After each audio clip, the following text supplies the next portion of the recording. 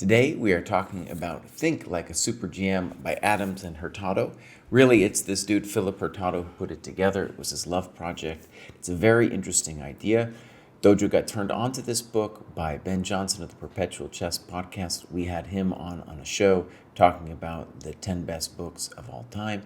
This book was on his list. It's a new book from 2021, so I wanted to check it out.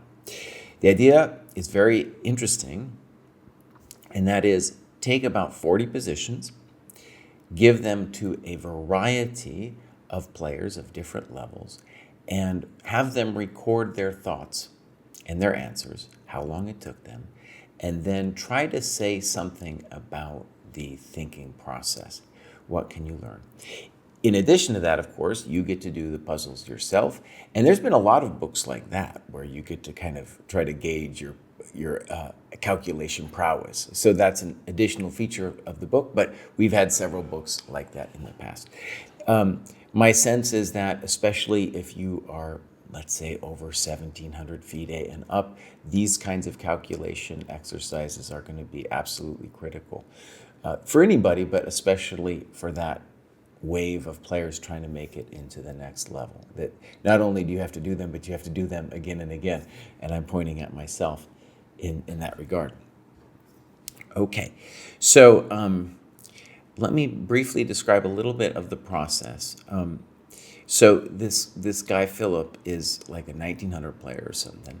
And one of the problems, let's say, of the book, it's not something that can't be overcome, but it's a problem, is that the problem selection was found really with dude going through his blitz games and having the computer find interesting moves, right? So these are all, in a sense, computer-generated problems from all of this dude's blitz games. Not all of them are blitz games, but most of them are from his blitz games, which is showing probably the dude's playing too much blitz.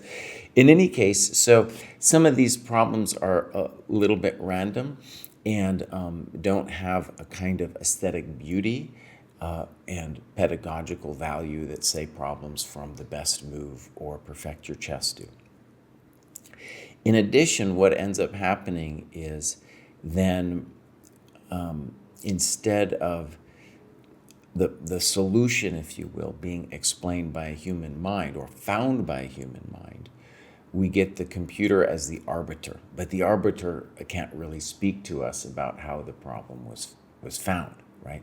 And of course, if you give people a position and have them think about it, well, maybe they'll find it.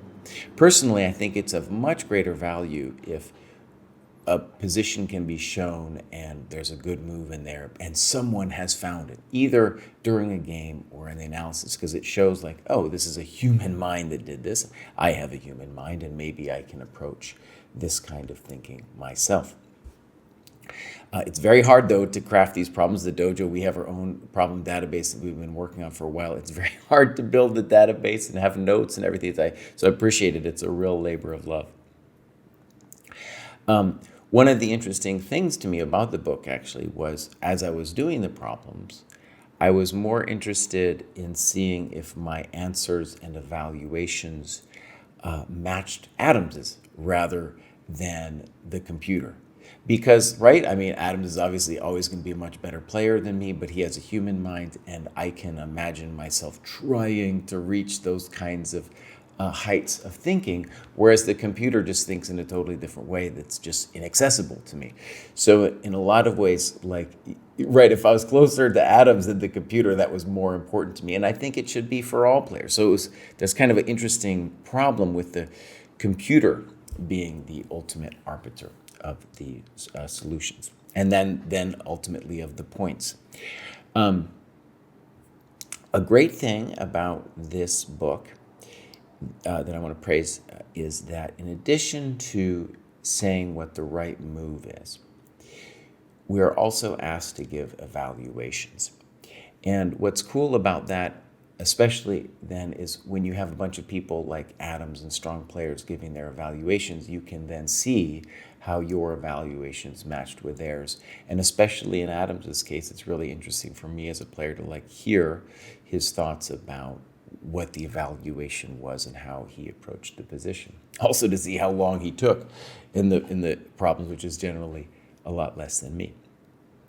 So I think that's really important, because then it's, in a real game, it's rarely this knock it out thing that you get in, say, Puzzle Rush. It's generally like white to move and win in Puzzle Rush, right? Or something like that. Or a lot of puzzle books, it's white to move and win, not find the best move, and you don't know what the evaluation is. That's honestly much more realistic to me.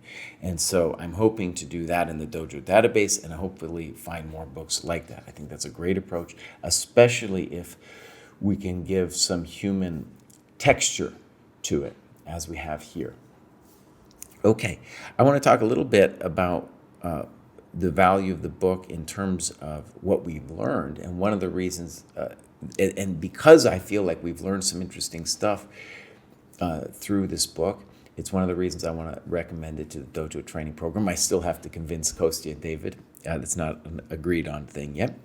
But a couple things. First, I want to say, before I did this book, I had the opportunity recently to listen to a student play a game, play an online game. And this is, of course, something you couldn't really do back in the day, because back in the day, the other person was right there. Their opponent was right there. So I've had the opportunity to kind of listen. And it's really interesting. I recommend doing this, where, there's kind of an inefficiency of movement. So imagine I'm sure everybody has their favorite sport, and they've seen, whether it's soccer, weightlifting, or whatever.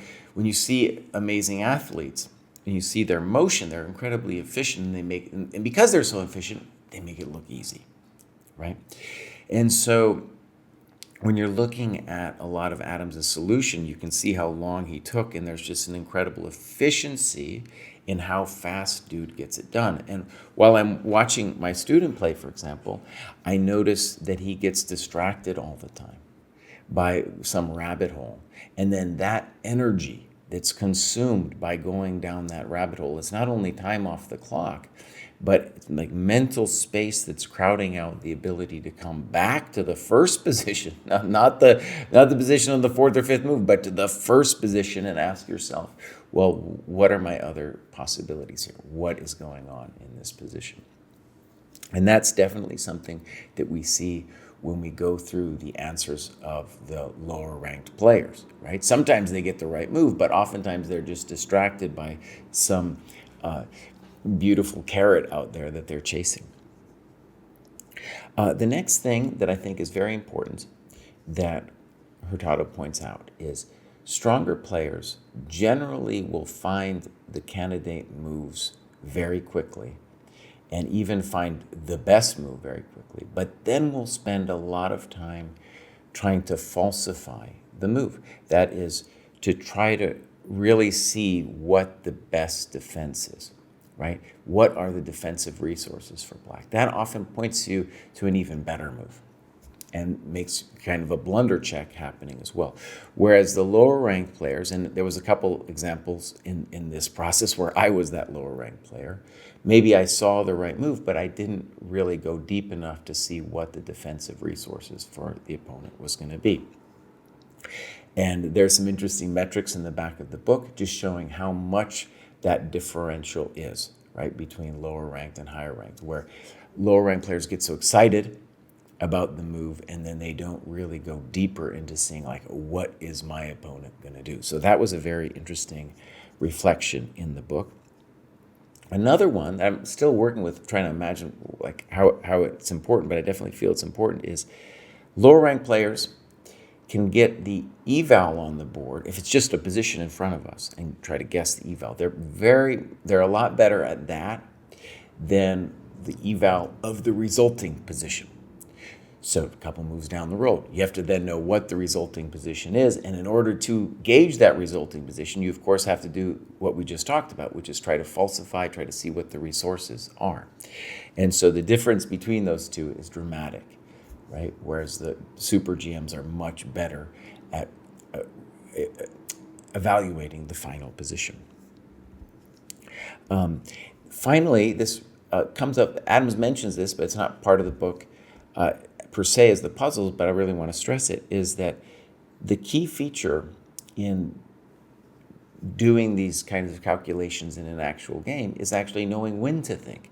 Because, you're told to calculate all the time, but you can't. That's just totally impossible. You have to gain a sense, and in my experience, this comes from going over your games, gain a sense of when it's time to think, when the situation has some kind of tactical opportunity to it. And that's a whole skill in itself that has to do with experience. Okay, so I very much recommend this book. I could say more about it, but that is my short review. Bye-bye.